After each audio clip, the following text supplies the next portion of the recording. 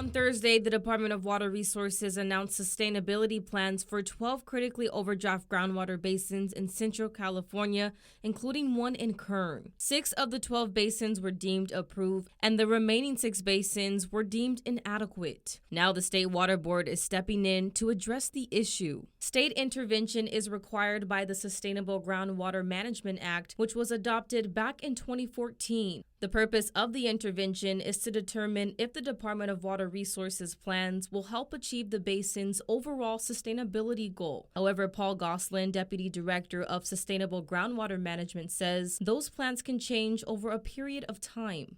Plan approval does not mean that we're not expecting plans to adapt and change over time. No plan is probably going to look the same in 2040 and 2042 as it does today.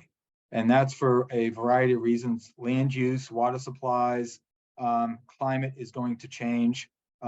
We do have interconnected surface water guidance, as well as a portion of the statute that talks about interbasin impacts. Water does not stay within political boundaries or basin boundaries.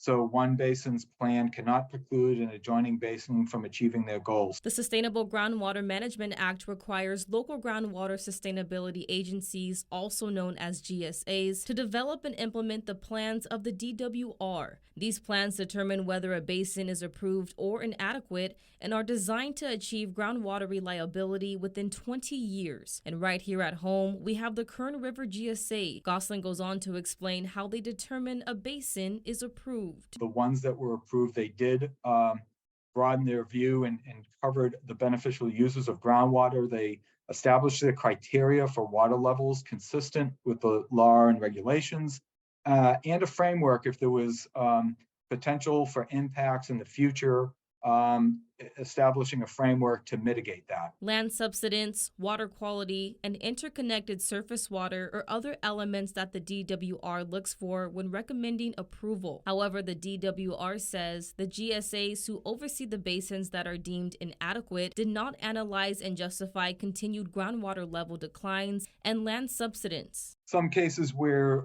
not all the uses of groundwater were analyzed and identified. There was oftentimes just a statistical analysis or methodology to determine minimum thresholds, but no linkage to what that means to groundwater uses and users, or that there was going to be impacts to groundwater users and users without any justification as to why that would not be undesirable or a means of actually mitigating that. Natalie Stork with the State Water Resources Control Board says the 6 basins deemed inadequate will be reviewed by the State Water Resources Control Board, who can then decide to move forward with the public hearing and whether to put the basin on probation. The hearing is an open and transparent public process where people will be able to provide public comment to the board.